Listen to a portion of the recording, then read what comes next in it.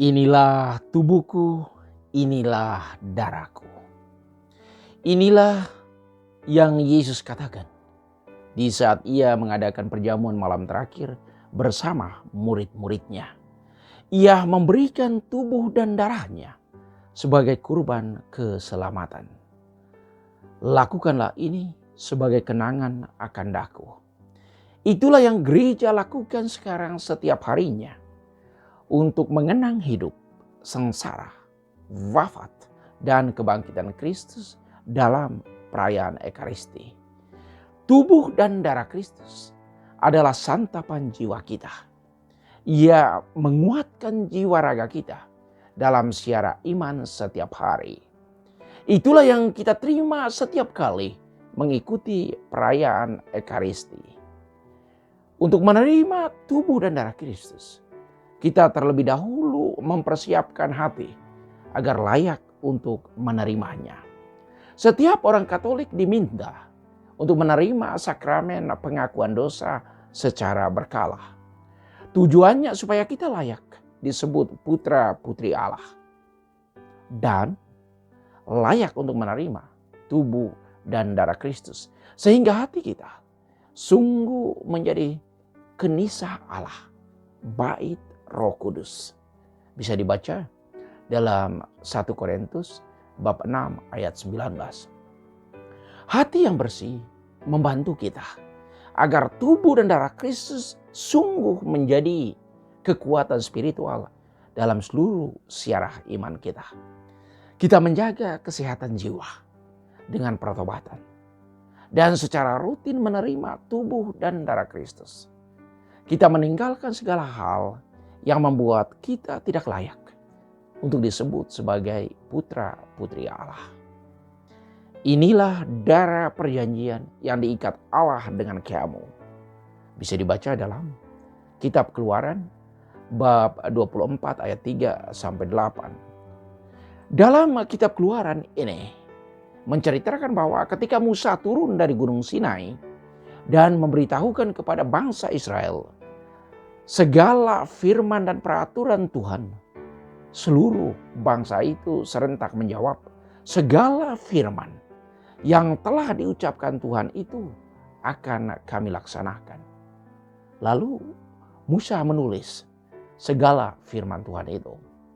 Keesokan harinya pagi-pagi Musa mendirikan mezbah di kaki gunung itu dengan ke-12 tugu sesuai dengan jumlah suku Israel. Kemudian mereka mempersembahkan kurban bakaran dan menyembelih lembu jantan sebagai kurban keselamatan kepada Tuhan. Lalu Musa mengambil sebagian dari darah binatang itu, ditaruhnya dalam pasu, sebagian lagi disiramkannya pada mezbah itu. Lalu diambilnya kitab perjanjian itu dan dibacakannya, dan bangsa Israel mendengarkan. Lalu mereka berkata, segala firman Tuhan akan kami laksanakan dan kami taati.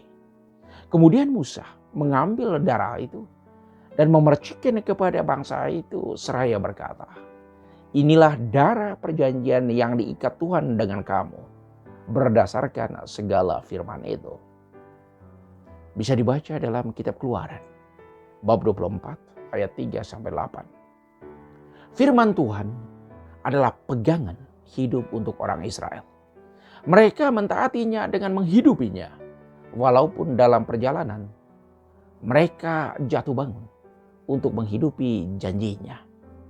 Mereka selalu berjuang untuk bertobat. Penggunaan darah dalam upacara perjanjian mau menunjukkan bahwa perjanjian itu adalah suatu hubungan kehidupan yang telah diikat oleh pihak-pihak yang berjanji.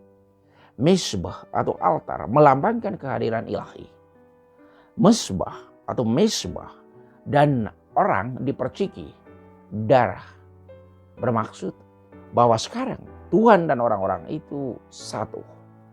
Israel kini masuk dalam keluarga Allah. Umat dapat mengandalkan perlindungan Tuhan asal mereka mentaati dan menghormati kehendak Tuhan dan mentaati peraturannya. Dengan itu perjanjian memperoleh arti yang sebenarnya. Dan selanjutnya para nabi melihat perjanjian itu adalah sebuah ikatan cinta kasih antara Allah dan manusia. Darah Kristus akan menyucikan hati nurani kita. Dalam perjanjian baru tidak ada lagi korban binatang, hewan, atau ternak lainnya. Karena Kristus telah datang sebagai imam agung ke dalam dunia ini. Dirinya lah korban pelunas utang dosa manusia. Dialah persembahan yang tak bercacat. Darahnya menyucikan hati nurani dari perbuatan dosa. Kristus adalah pengantar dari suatu perjanjian yang baru yang menebus semua pelanggaran kita. Bisa dibaca dalam surat kepada orang Ibrani bab 9 ayat 11 sampai 15. Inilah tubuhku, inilah darahku. Setiap kali kita mendengar ucapan ini, kita langsung ingat akan perjamuan malam terakhir.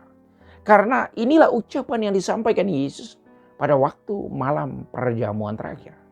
Ketika Yesus dan murid-muridnya sedang makan, Yesus mengambil roti, mengucap berkat, membagi-bagi roti itu, lalu memberikannya kepada para murid, seraya berkata, ambillah, inilah tubuhku.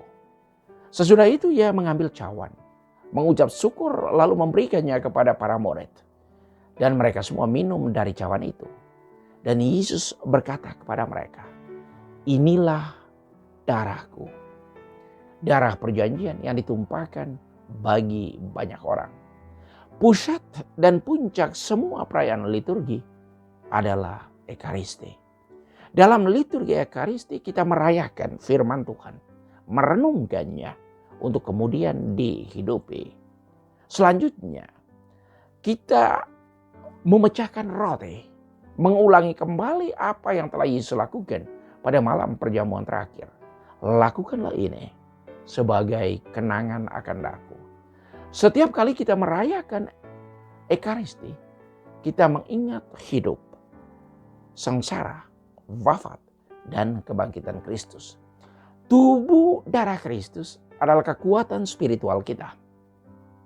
Makanan jiwa, bekal dalam ziarah menuju kerajaan surga. Seperti setiap hari kita membutuhkan makanan dan minuman jasmani, demikian juga kita membutuhkan kekuatan spiritual. Kekuatan itu diperoleh dari firman Allah yang direnungkan dan juga dari pemecahan roti. Dalam pemecahan roti, Yesus menyerahkan dirinya untuk keselamatan kita. Firman-Nya untuk menerangi budi dan hati agar sanggup melakukan yang baik dan menghindari yang jahat. Tubuh dan darahnya itulah yang menyegarkan dan menguatkan jiwa kita. Semoga setiap kali kita mengikuti perayaan Ekaristi, kita sungguh dikuatkan dan diteguhkan dalam iman. Tuhan memberkati.